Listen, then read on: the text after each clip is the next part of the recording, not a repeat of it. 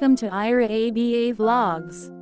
Today, let's discuss how parents can plan goals for their special needs children. 5 tips to achieve the goals quicker than otherwise. In our last video, we discussed how to prioritize goals based on the functional skills for the children with neurodiversity. Even if we prioritize the goals based on the 3 pointers, basic skills, vocational skills and leisure skills, it's no less syllabus than otherwise. These goals are also vast. How, and what we can pick from here. Basic skills like communication, daily living skills, and self-management are pretty much focused by most of therapists, and it takes years to achieve them in comparison to the neurotypical individuals. Even if we considered 1 or 2 vocations and related skills, they are no bed of roses. When leisure skills are also taught with so much effort, those times also not away from overwhelming for the children. What can we do then? Let's try these 5 tips, and we can achieve the results quicker than otherwise. 1. Have SMART goals. 2. Make a visual map to the goals. 3. Handful of goals practicing consistently and repeatedly. 4. Analyze the data and appreciate the wins. 5. Understand the challenges and reset the goals. Let's discuss them in detail. As discussed in the previous video, we may divide the goals into 3 categories to prioritize the goals. They are basic skills, vocational skills, and leisure skills. But this segregation is just not enough to pick from the priority. For example, if we pick some basic goals like greeting skills, vocational skills like jewelry making, or leisure skills like playing Simon Says, they don't progress as easily as we think. Often, children might not learn them even after practicing for years. Then, how can we achieve them? The answer lies in the question itself. Let's understand them through the tips. Tip number 1. Have SMART goals, means, specific, measurable, realistic, and timely goals. I am sure all of you have seen this famous strategy to pick the goals. An example of a specific goal is, instead of keeping the large goal of greeting skills as a single goal, break down it into a specific goal, that is, start greeting people with a hi, and answering to how are you. Once they are achieved, go to the next level of the same goal. Measurable goals indicate how we can measure the goal every day. For example, in the jewelry making goal, if we keep a goal, he will string a total of 10 beads, we can count and check whether he is able to do up to the mark. There are different types of measurements for each type of goal. Your ABA therapist will be able to help to choose the right type of measurement for the goals. Or we can discuss that in another video in the future. Now, coming to the realistic goal, it means keeping a goal near to reality. Having a goal, like, my child will be able to design her own jewelry design, when the child is not shown any skill of independent designing is not a realistic goal.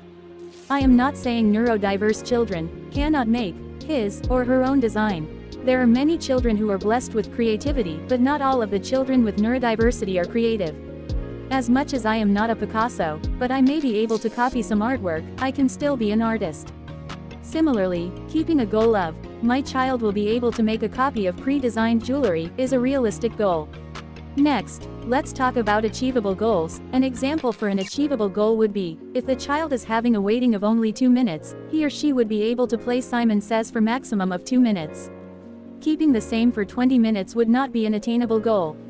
Timely goal indicates we should work on goals with a clear time frame.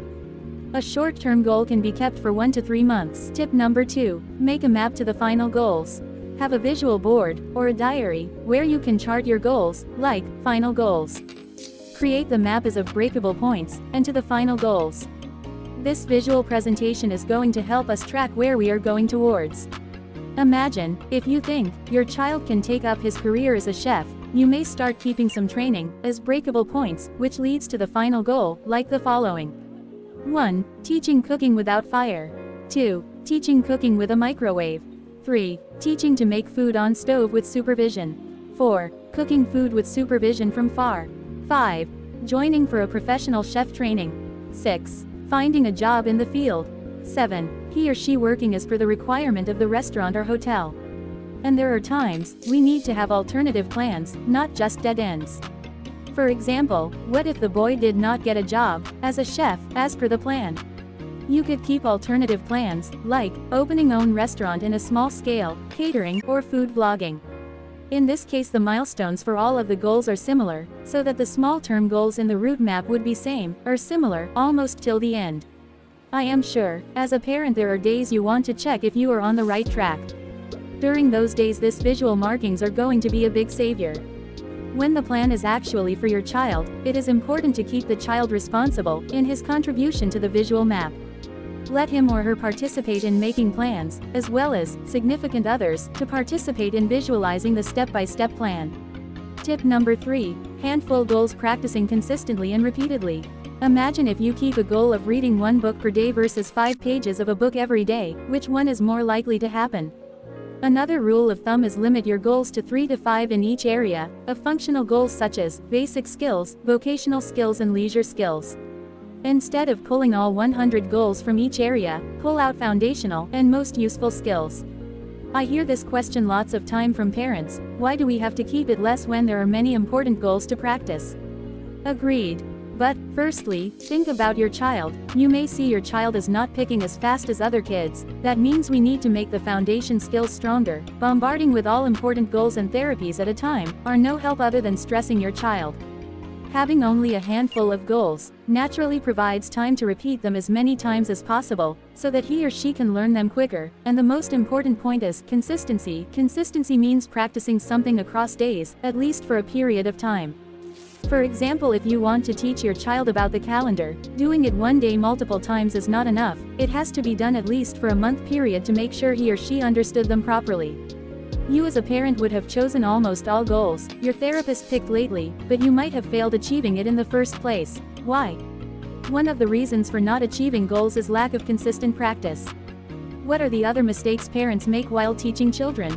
In our next video let's discuss that. A therapist works on predetermined goals consistently, which helps us to achieve things on time. To keep yourself committed and consistent, you can have tip 4, analyze the data and appreciate the wins.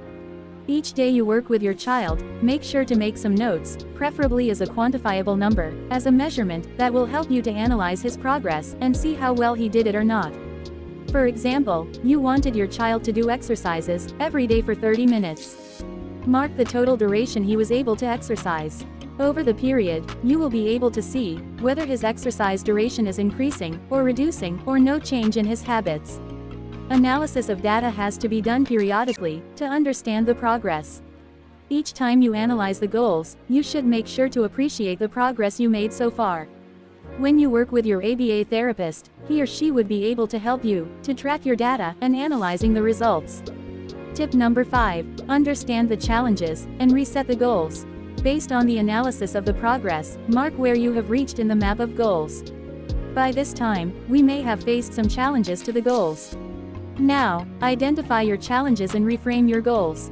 Let's go back to the previous example of training the child to become a chef. If you made a goal of teaching 10 recipes without fire, and you managed to teach him all, but he needs to be instructed most of the time. At this point, you might be wondering about his independence in the goal. As instructions are very intrusive prompts, a better way to reduce the dependency on your instructions is using visual clues.